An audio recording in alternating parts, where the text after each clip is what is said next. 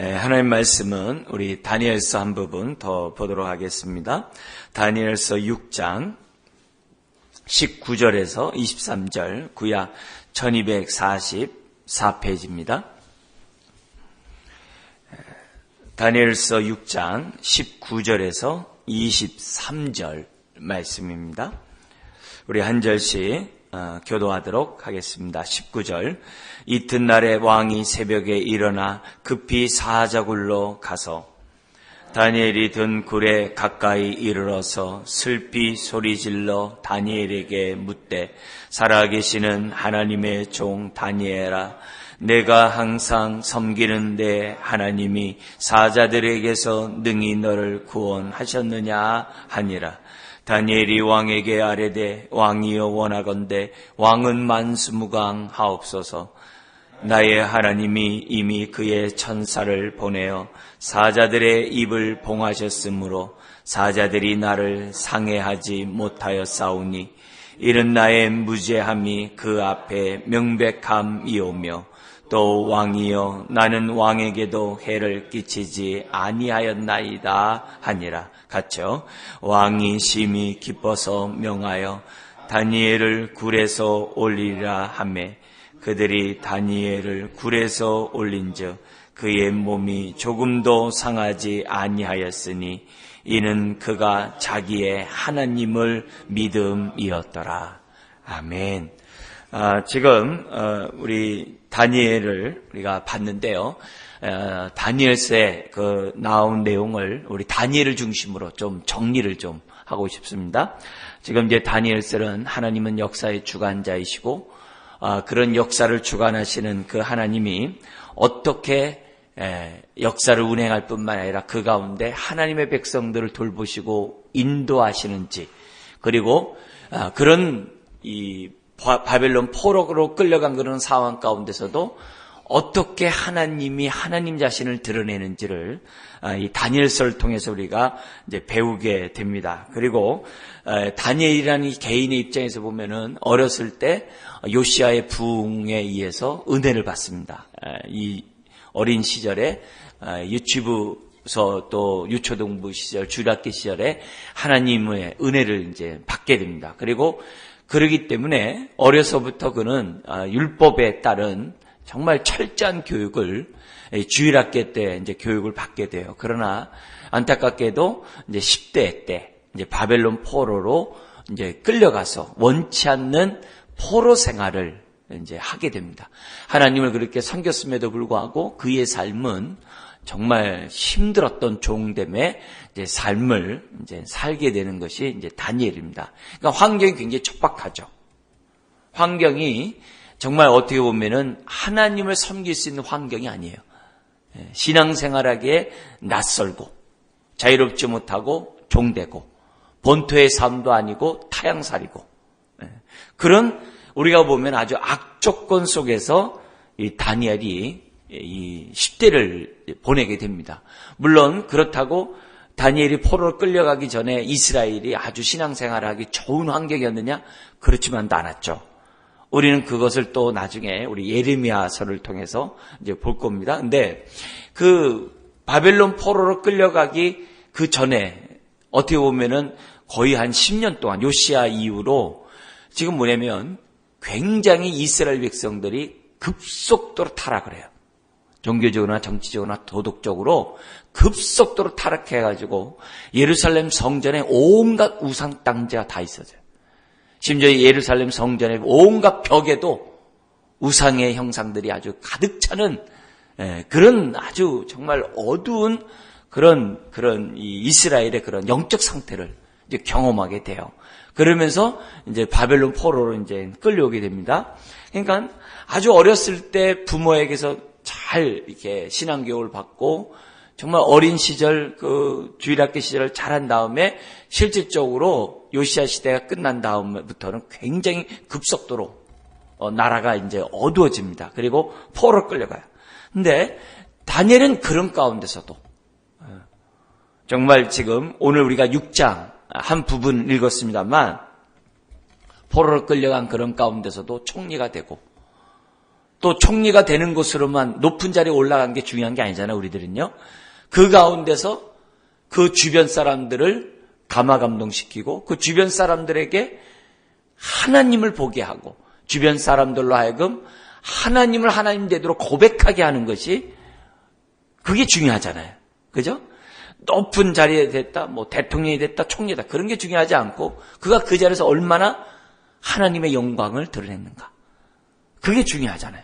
그래서 그런 모습에서 다니엘은 자기를 어떻게 보면 그 당시 왕만이 자유롭고 나머지는 자유가 없잖아요. 근데 그 다리오의 왕에게 감화감동을 주고 다리오 왕으로 하여금 하나님을 하나님 되게 높이는, 그리고 전국을 향해 조서를 보내가지고 사신 하나님을 망령되게 일컫거나 욕되게 하는 일이 없도록 하나님을 살아계신 하나님을 섬기도록 조서를 보낼 정도로 왕이 하나님 높이거든요. 그렇기 때문에 이런 모습을 우리가 보면서 오늘 현실에 살아가는 우리들, 이걸 갖다가 우리가 한 살이라도 어렸을 때, 또 한 살이라도 대인관계를 갖고 한 살이라도 우리가 직장생활하고 어려서 직장생활할 때 우리들이 이 다니엘의 이런 신앙을 저와 여러분들이 정말 모범으로 우리들이 본으로 삼고 정말 담고자 롤 모델이 되는 거죠. 예. 뭐 우리들 요즘 쓰는 말도 뭐 영웅이라는 표현을 쓰잖아요. 나의 영웅 해가지고 이 다니엘의 이 모습을 이제 본받아야 한다는 거죠. 그래서 우리가 사는 이 세상은 신라곤이에요. 낙원을 잃어버린 세상이에요. 그리고 세상 공중 권세 잡은 자가 여전히 판을 치고 있는 세상이에요. 세상 풍습을 통해서도 사람들을 갖다 미혹시켜서 어떻게 하든지 복음의 광채가 비치지 못하도록 막고 있는 세상이 우리가 사는 이 세상이에요. 우리가 올림픽을 위해서 기도하고 올림픽 축제를 위해서 이렇게 정말 평화롭고 안녕과 성공을 위한 또 하나됨을 위한 기도들을 우리가 합니다만 그들은 뭐예요? 그냥 이 지구촌의 그 하나됨을 위해서만 이 체육하는 게 아니라 온갖 또 이렇게 이 퍼포먼스나 이벤트 이런 걸 만들어가지고 뭐 어떻게 돼요? 그리스에서부터 체화시켜가지고 그냥 정말 이렇게 막 모든 하나님의 퍼포먼스 하는 사람들의 관심을 끌잖아요. 근데 사람들이 어떻게 돼요? 그냥 그것을 하나의 그냥 퍼포먼스로 하는 게 아니라 아주 마치 이것이 뭐예요? 그리스의 그 헬라의 그런 신을 섬기는 그 모습에서부터 지금 뭐예요? 사람들이 그 당시에 이 올림픽 처음 시작할 때 신들을 섬기지 않았습니까? 그죠? 그리스에서 온갖 그들이 섬기는 신을 갖다가 높이는 가운데 거기서부터 불의 신으로부터 불을 받아가지고 그걸 가지고 지금 뭐냐면 그 당시 시작되었고 다시 올림픽이 시작되면서 지금 그 행사를 그대로 함으로 사람들이 어떻게 돼요? 올림픽 그 이면에서는 하나님보다도 우상을 섬기는 그 모습이 밑바닥에 있어요. 그걸 또 우리가 또 본받아가지고 우리나라에서 뭔가 이렇게 체육대회가 열리면 어떻게 돼요? 단군의 재단을 세워놓고서 강화도에서 단군에서 또 체화를 해가지고 또 그걸 또 퍼포먼스 하면서 사람들이 어떻게 돼요? 이 사실을 잘 모르는 사람들을 은연중에 어둡게 하고 복음의 강체가 비치지 못하게 하는 그런 것들이 우리도 모르는 사이에 이렇게 막 스며들고 있다. 신앙을 갖고 있는 사람들은 분별하고 신앙을 갖고 있는 사람들은 그렇지 이렇게 하면서 행동하지만 어린아이서부터 시작해가지고 하나님을 모르는 사람들은 나도 모르는 사람이 어떻게 돼요? 올림픽을 한다고 하면서 그리스 신을 또 심지어 이렇게 단군 신을 막 이런 것들이 막 혼잡하게 아이들 가치관 혼란 주거든요. 그러다 보면 어떻게 돼요? 우리도 느끼고 있는 것처럼 종교다원주의가 세상에 지금 어떻게 돼요? 지배하고 있거든요. 그래서 우리가 사는 우리나라도 종교다원주의가 딱 지배해가지고서 심지어 이때 법으로도 제정이 돼가지고 다른 종교를 비방하고 그러면 그거는 이제 법에 저촉이 되는 거예요. 그리고 그냥 내가 믿는 그 신만 너희들끼리만 믿으라고 하는 그런 것들이 법으로 제정되고 벌써 미국은 벌써 그것이 보통 심각한 게 아니고 그래서 우리나라만 해도 작년서부터 공적인 우리 초등학교나 중학교나 고등학교 때에서 그 교회, 학교에서 교회를 빌려주지 않는 게 법으로 제정됐고, 우리나라도 그래요. 그러니까 벌써 지금 뭐냐면 옛날에는 학교마다 기독교 동아리가 있고, 이 공립에서, 그리고 선생님이 자유롭게 아이들에게 복음을 전할 수 있었어요. 근데 지금 안 돼요. 법에 저촉되는 우리나라가 됐어요. 함부로 선생이 애들한테 복음도 못 전한다고요. 이제 이런 상황이 지금 막 자꾸 벌어지는 모습 속에 아이들은 어떻게 돼요? 점점 자연스럽게 종교다원주가 되는 거예요. 다니엘이 바벨론 포로로 끌려오기 전에 이스라엘 상황과 같은 거예요. 그래서 이스라엘이 그 당시 온갖 잡신들을 다 섬겼거든요. 왜 섬겨요? 부자 되려고, 성공하려고, 강대국처럼 잘 살려고. 그래서 온갖 잡신이 예루살렘의 총집합소였다고요. 하나님을 섬기는 그 성전에서. 이런 일들이 지금 우리들의 상황에서 벌어지고 있고, 그죠? 그래서 종교적으로 지금 아주 혼탁한 세상 속에서 우리나라의 지금 어린 자녀들이나 세상 사람들이 살고 있다고요. 그뿐만이 아니라 우리가 사는 이 세상에 얼마나 많은 갈등들이 있어요. 남북 간의 갈등, 동서 간의 갈등, 세대 간의 갈등, 요즘엔 이런 말도 하잖아요. 쌍둥이도 세대차 느낀다고. 막 모든 갈등들이 온갖 다 있다고요. 그리고 막 불의한, 아주 막 불공평한, 막 이런 것들이 팔을 치고 있는 이 세상이에요. 그런 세상 속에서 우리는 어떻게 살아야 되는가? 그냥 세상에 그냥 흔들리는 대로 이리저리 움직이면서 살 건가? 심지어는 뭐예요? 원망하며 탓하며 막 이렇게 좌절하며 살 것인가? 뭐 흙수저, 뭐 은수저, 뭐 금수저, 막 이러면서 살 건가? 그게 아니라는 거죠. 아무리 막 그런다 할지라도 다니엘은 그런 상황에서도, 오늘 우리가 살고 있는 이 현실 속에서도 다니엘은 어떻게 했냐 이게. 다르게 했을까? 아니라는 거죠.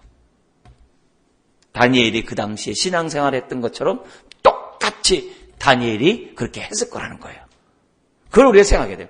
다니엘은 우리가 또 나중에 보겠습니다만 이 에스겔은 하나님으로 또 부름받아요. 선지자로. 그래서 모든 선지자들이 하나님이 나타나서 그에게 얘기하면서 선지자로서 임명을 해요.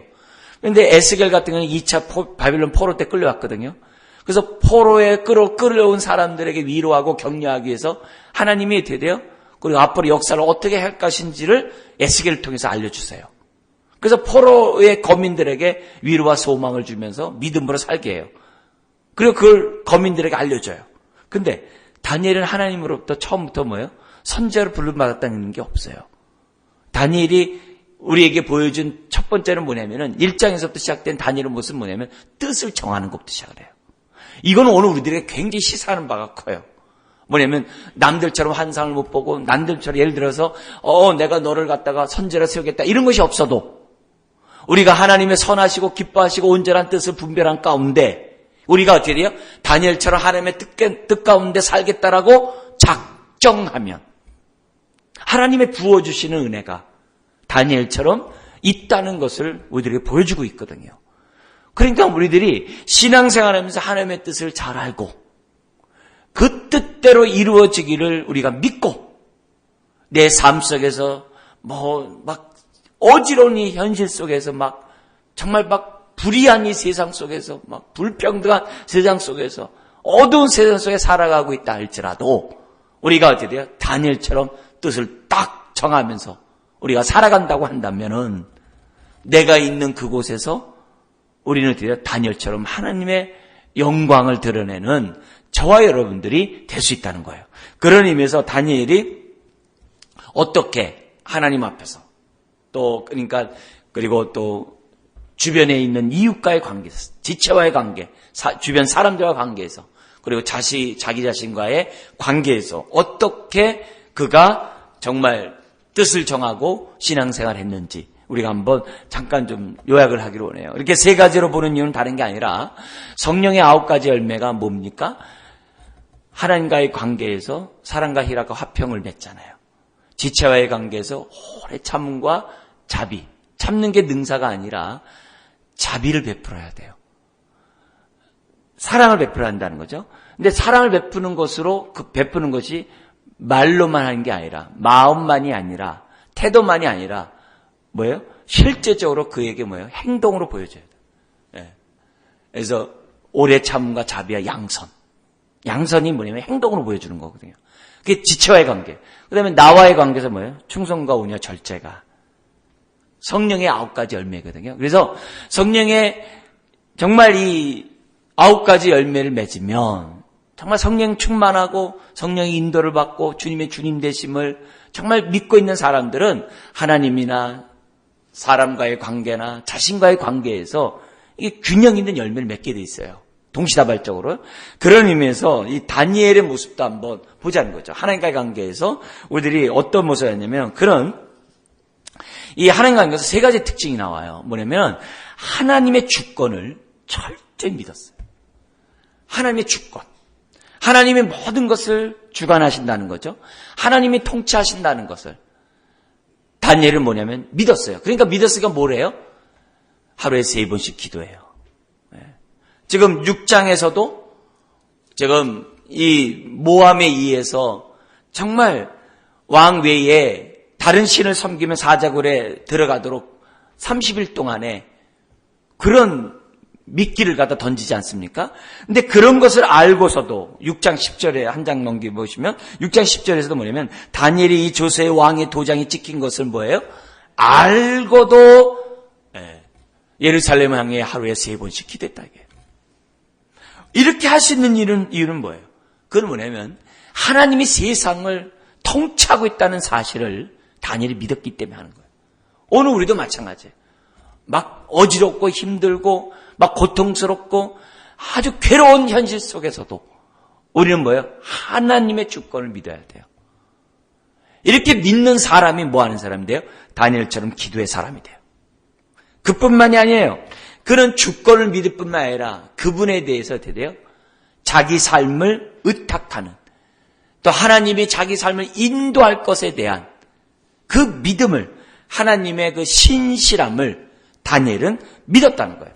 그래서 여기 보면 우리 23절 6장 23절에 보면은 이렇게 시작을 하면 이렇게 되어 있습니다. 왕이 심히 기뻐서 명하여 다니엘을 굴에서 올리라 하며 그들이 다니엘을 굴에서 올린즉 그의 몸이 조금도 상하지 아니었으니 그다음 같이 읽어볼까요? 이는 그가 자기의 하나님을 뭐 했다고 그래요? 믿음이었더라.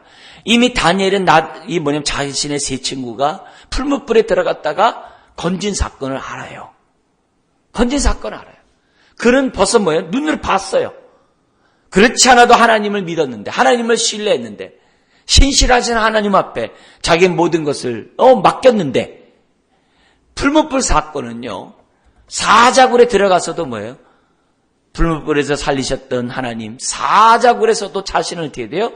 살리실 것을 다니엘은 뭐예요? 믿었다는 거죠. 예. 이건 굉장히 중요해요. 그래서 하나님의 그 신실하심을 다니엘은 믿었기 때문에 그는 사자굴에 들어가서도 뭐 했어요? 하나님을 나의 삶을 맡겨요. 우리의 삶이 어떤 대환란이 우리들에게 닥친다 할지라도 마지막 때 그 대환란이 있다 할지라도 우리가 어떻게 돼요? 하나님의 주권을 믿을 뿐만 아니라 뭐 하자는 거예요? 하나님이 나를 지키시고 보호하시고 인도하실 것을 우리가 어떻게 돼요? 신뢰하고 내 삶을 맡기자는 거죠. 이것이 다니엘이 우리들에게 보여준 거예요. 우리에게 정말 어려울 수 있어요. 아플 수 있어요. 못 살 수 있어요. 막 슬프고 괴로운 일이 있어요. 그렇다 할지라도 우리는 어떻게 돼요? 하나님만을 신뢰하자는 거죠. 하나님만을. 그래서 사자굴에서 건지신 주님이 나를 거룩히 해달라고. 그 다음에 또 하나, 이 다니엘의 하나님에 대한 태도 속에서 우리가 여기서 볼 수 있는 게 뭐냐면 그는 하나님의 거룩하심 앞에 살고자 했다는 거예요. 하나님은 거룩하시다는 것을 다니엘은 뭐냐면 철저입니다. 그래서 그는 기도할 때마다 어떻게 돼요? 거룩한 하나님, 공의의 하나님 앞에 철저히 회개하는 그 모습을 우리들에게 보여주잖아요. 그러니까 이 거룩한 하나님 앞에 그는 어떻게 돼요? 구별된 삶을 살고자 그는 어떻게 돼요? 뜻을 정해요. 그래서 어려서부터 뭐예요? 산의 진미를 거절하고 왜? 우상에게 바쳤던 음식이니까. 1장에 보면 자기는 풀만 먹겠다는 거예요. 그렇게 뜻을 정할 수 있었다는 것은 뭐예요? 거룩한 하나님 앞에 자기가 드려요. 구별된 삶을 살고자 다니엘은 뭐예요? 결단했다는 것을 우리들에게 보여줘요. 그러니까 어려서부터 주력게 교육받았던 그것이 포로로 끌려오자마자 산의 진미 앞에서도 그는 뭐예요? 구별된 행동을 했다는 것을 보여줘요. 그뿐만 아니라 6장 4절에 보면은 그의 그 총리, 3명의 총리가 있었는데 2명의 총리가 그를 고발할 것을 찾고자 했어도 찾지 못했다고 그래요. 6장 4절 같이 한번 읽겠습니다. 이에 총리들과 고관들이 국사에 대하여 다니엘을 고발할 근거를 찾고자 하였으나 아무 근거 아무 허물도 찾지 못하였으니 이는 그가 충성되어 아무 그릇됨도 없고 아무 허물도 없음이었더라. 아무리 검찰에서 뭐냐면 그 막 털고 막 해도 뭐예요? 걸릴 게 없는 거죠. 예. 근데 만졌다 하면 막 냄새가 나고 막 뭐가 있고 그러면 뭐가 되겠어요? 아무리 하나님을 믿은 사람이라 할지라도 뭐예요? 그런 뜻을 정한 인생이 아니거든요. 거룩한 하나님 앞에 서 있는 사람이 아니라는 거죠. 거룩한 하나님의 모습들은 어떻게 돼요? 여기 나온 것처럼 그릇됨이 없고 허물됨이 없어야 한다는 거죠. 다니엘이 그랬다는 거예요. 총리가 되면 어떻게 돼요? 일신상의 안위를 얼마나 구할 수 있어요? 총리인데요. 얼마나 입맛 포켓할 것들이 많겠어요? 얼마나 많겠습니까? 얼마든지 할 수 있어요. 그러나 다니엘의 일생의 삶의 모습을 보면 그렇지 않아요. 그런 구별된 삶을 사는 사람이었다는 것을 지금 성경 우리들에게 보여줘요. 그래서 거룩한 하나님 앞에서 그는 구별된 삶을 살고자 뜻을 정하고 살았다는 것을 우리는 보여줘요. 그렇기 때문에 우리도 하나님 앞에서 하나님의 주권을 철저히 믿고 그리고 하나님의 그 신실하심을 우리가 믿고 그뿐만 아니라 하나님의 거룩하시다는 사실을 우리가 믿으면서 우리들이 구별된 삶을 사는 모습을 본받는 거죠. 그 다음에 대인관관계에서 이 다니엘의 모습을 보면은 지금 오늘 우리가 6장에서도 지금 사자굴에 있는 그 다니엘을 향해서 이 왕이 뭐냐면 밤잠을 설치면서 얼마나 통곡하며 울면서 기도했겠어요. 그러면서 뭐냐면 20절에 아침이 되자마자 사자굴에 가까이 가서 슬피 울면서 말합니다. 다니엘아 다니엘아 내가 항상 섬기는 하나님이 너를 능히 구원하지 못했느냐. 막 그러니까 다니엘이 딱 뭐라 그래요? 왕에게 아뢰되 왕이여 원하건대 왕은 만수무강하옵소서 그래요. 그는 대인관계 특별히 왕에게 대해서도요. 그는 어떻게 돼요? 높일 것은 경대할 것은 철저히 경대해요. 계속 다니엘의 그 나와 있는 모습을 보면은 왕 앞에서 그는 어떻게 돼요? 항상 왕의 권세를 인정을 해요. 왜요? 모든 권세가 하나님 도왔다는 것을 다니엘은 믿기 때문에. 그래서 왕을 왕으로 대우를 하는 그 모습이 느부갓네살이나 어디나 다 나타나는 것을 보게 돼요. 그뿐만 아니라 그는 왕에게 뭐를 끼치지 않았냐면은 22절인 것처럼 아무 해를 끼치지 않았어요. 아무 해를 끼치지 않았어요. 직장 생활하는데 회사에 아무 해를 끼치지 않아요. 그 주인에게 아무 해를 끼치지 않고 주인을 주인으로서 인정하면서 직장 생활을 하고. 그래서 뭐 해야 돼요? 왕으로부터 뭐예요? 인정을 받아서 총리가 돼요. 왕으로부터 이렇게 사랑을 받아요. 그런 왕 앞에서도 어떻게 돼요? 허세를 부리지 않아요. 늘 겸손해요. 그리고 왕 앞에서도 어떻게 돼요? 하나님이 하나님 되심을 드러내요. 그래서 왕이 어떻게 돼요? 하나님 앞에 하나님의 이름을 갖다 부르는 자로서 지금 어떻게 돼요? 얘기하잖아요. 왕이 그러잖아요. 내가 항상 섬기는 20절에 내 하나님이 그렇게 얘기하잖아요. 네. 나중에는 뭐예요? 조서까지 보내요. 26절 같은 데 보면은 두려워할지니 그는 살아계시는 하나님이시요 영원히 변하지 않으시며 그의 나라는 멸망하지 아니할 것이며 그의 권세는 무궁할 것이며 하면서 어떻게 돼요? 증거하도록 하는 거예요. 그렇다면 우리가 직장 생활하거나 윗사람을 만나거나 누구를 만나거나 다니엘처럼 뭐 하면 돼요? 그를 경대하고 그에게 해를 끼치지 않고 겸손히 그를 섬기고 정말 그를 갖다가 그 인정해 준다고 한다면 그로 인하여 내가 인정을 받고 그 사람에게 정말 유익을 주는 사람이 된다고 한다면 그 입에서 뭐가 나오겠어요? 네가 믿는 하나님은 참될 것이고 나 또한 믿는 하나님 믿겠노라는 말이 나오도록 저와 여러분들 뭐 하자는 거예요? 하자는 거죠. 다니엘처럼. 그뿐만이 아니에요. 그는 다니엘의 세 친구와 함께 어떻게 돼요? 뜻을 정하고 동역자로 서로 의지하고 이 어지러운 세상에서 함께 기도하고 함께 하나님을 섬기자고 도원결의 하듯이 막 그렇게 하고 그랬다는 거예요. 그러니까 이런 영적인 교제를 이루면서 하나님 나라를 위해서 살고자 하는 이 모습이 우리가 본받아야 될 모습이죠. 끝으로 우리가 봐야 될 것은 개인과의 관계에서 6장 3절 한번 우리 읽겠습니다. 시작. 다니엘은 마음이 민첩하여 총리들과 고관들 위에 뛰어남으로 왕이 그를 세워 전국을 다스리게 하고자 한지라. 이미 바벨론 시절에서도 지금 메대 시절에서도 다 뭐예요? 그는 뭐예요? 여기 나온 것처럼 민첩한 사람. 뭐예요? 분별력에 있어서 탁월하다는 거죠. 그는 무슨 일을 하든지 간에 탁월한 사람이 되었다는 것을 봐요. 탁월해요. 모든 면에서. 그뿐만 아니라 그는 어떻게 돼요? 총명이 있어가지고 남들보다 10배라도 은밀한 것을 볼 수 있을 정도로 한 사람이었어요. 그래서 그는 뭐냐면 사람들 앞에서 탁월한 사람이었고 사람들 앞에서 정말 민첩한 사람이었고 총명한 사람이었고 지혜로운 사람이 되었어요. 그뿐만이 아니에요. 다니엘은요 10대에 끌려와가지고 교육을 받을 때 3년 동안 교육을 받는데 누구보다도 탁월했다고 그래요. 그 얘기는 뭐예요? 그만큼 열심히 공부했다는 거겠죠. 그만큼 자기 발전에 아주 열악한 환경 속에서도 다 갖춘 사람으로서 자기가 자랐다는 거예요. 박수장이라는 이런 그런 말을 들음에도 불구하고 그런 어떻게 돼요? 항상 탁월함을 하나님 앞에 추구했던 사람이 다니엘. 그렇다면 오늘 저와 여러분들도 어떻게 해야 돼요?